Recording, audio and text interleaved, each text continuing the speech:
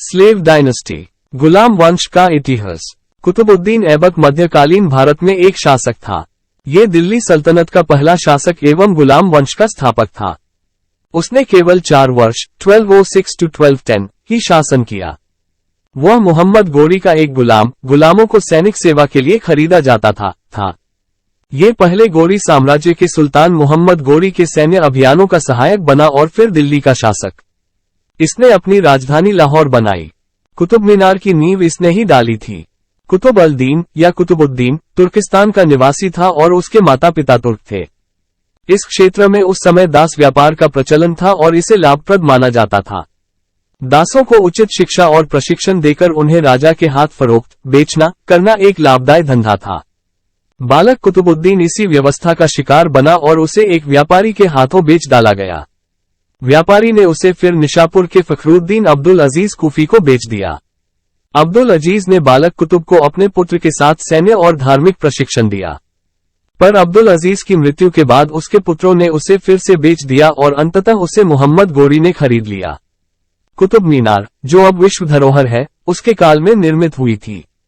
मोहम्मद गोरी ने कुतुबुद्दीन ऐबक के साहस, कर्तव्यनिष्ठा तथा स्वामीभक्ति से प्रभावित होकर उसे शाही अस्तबल घुड़साल का अध्यक्ष अमीर-ए-अखू नियुक्त कर दिया। ये एक सम्मानित पद था और उसने सैन्य अभियानों में भाग लेने का अवसर मिला।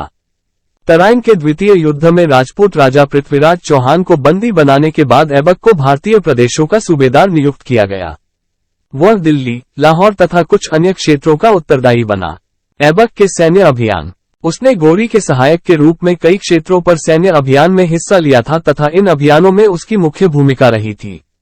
इसी से खुश होकर गोरी उसे इन क्षेत्रों का सूबेदार नियुक्त कर गया था।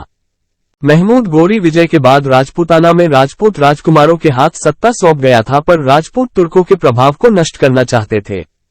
सर्वप्रथम 1192 में उसने अजमेर तथा मेरठ में विद्रोहों का दमन किया तथा दिल्ली की सत्ता पर आरूढ़ हुआ।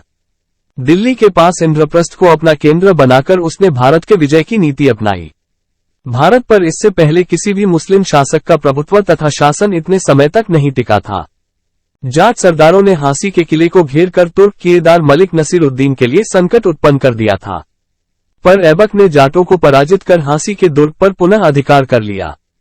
सन 1194 में अजमेर के उसने दूसरे विद्रोह को दबाया और कन्नौज के शासक जयचंद के साथ थचंदवार के युद्ध में अपने स्वामी का साथ दिया। 1195 ईस्वी में उसने कोयल, अलीगढ़ को जीत लिया। सन 1196 में अजमेर के मेदों ने तृतीय विद्रोह का आयोजन किया, जिसमें गुजरात के राजपूत शासक भीमदेव का हाथ था। मेदों ने कुतुबुद्दीन के प्राण संकट में डाल दिए, पर उसी समय महमूद गौरी के आगमन की सूचना आने से मेदों ने घेरा उठा लिया और ऐबक बच गया। इसके बाद 1197 में उसने भीमदेव की राजधानी इन्हिलवाड़ा को लूटा और अकूत धन लेकर वापस लौटा। 1198 to 98 के बीच उसने कन्नौज, चंदवार तथा बदायूं पर अपना कब्जा कर लिया। इसके बाद उसने सिरोही तथा मालवा के कुछ भागों पर अधिकार कर लिया, पर यह विजय चिरस्थायी नहीं रह सकी। इसी साल उसने बनारस पर आक्रमण कर दिया। 1202-3 में उसने चंदेल राजा परमर्दी देव को पराजित कर कालिंजर, महोबा पर हमला करके महोबा के राहिल देव वर्मन द्वारा 9वीं शताब्दी में निर्मित एक विशाल और प्रसिद्ध सूर्य मंदिर को ध्वस्त कर दिया और खजुराहो पर अधिकार कर अपनी स्थिति मजबूत कर ली। इसी समय गोरी के सहायक सेनापति बखियार खिलजी ने बंगाल और बिहार पर अधिकार कर लिया। अपनी मृत्यु के पूर्व महमूद गोरी ने अपने वारिस के बारे में कुछ ऐलान नहीं किया था। उसे शाही खानदान की बजाय तुर्क दासों पर अधिक विश्वास था। गोरी के दासों में ऐबक के अतिरिक्त गयासुद्दीन महमूद, यलदौज, कुबाचा और अलीमर्दान प्रमुख थे। ये सभी अनुभवी और योग्य थे और अपने आप को उत्तराधिकारी बनाने की योजना बना रहे थे। गोरी ने ऐबक को मलिक की उपाधि दी थी, पर उसे सभी सरदारों का प्रमुख बनाने का निर्णय नहीं लिया था।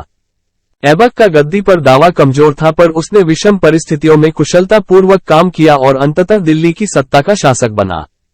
इल्तुतमिश। 1225 में इल्तुतमिश ने बंगाल में स्वतंत्र शासक हिसामुद्दीन इवाज के विरुद्ध अभियान छेड़ा।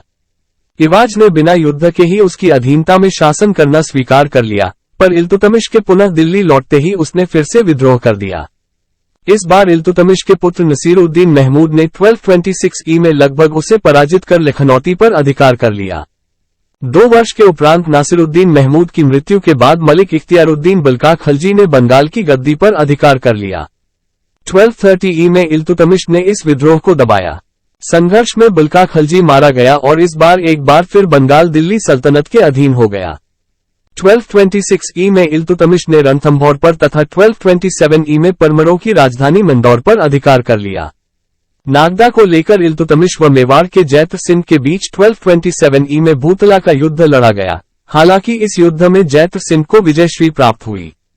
1231 ई में इल्तुतमिश ने ग्वालियर के किले पर घेरा डालकर वहां के शासक मंगलदेव को पराजित किया।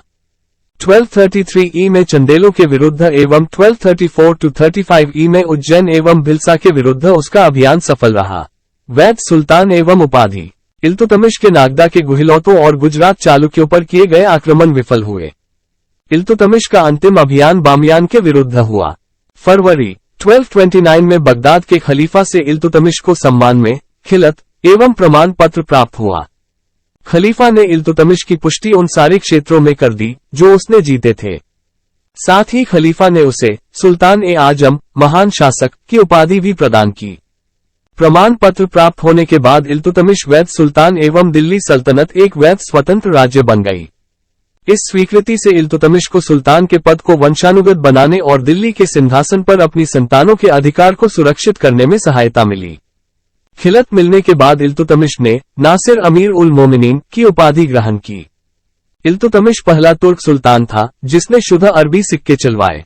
उसने सल्तनत कालीन 2 महत्वपूर्ण सिक्के, चांदी का टका लगभग 175 ग्रेन तथा तांबे का जीतल चलवाया। इल्तुतमिश ने सिक्कों पर टकसाल के नाम अंकित करवाने की परंपरा को आरंभ किया। सिक्कों पर इल्तुतमिश ने अपना उल्लेख खलीफा के प्रतिनिधि के रूप में किया है।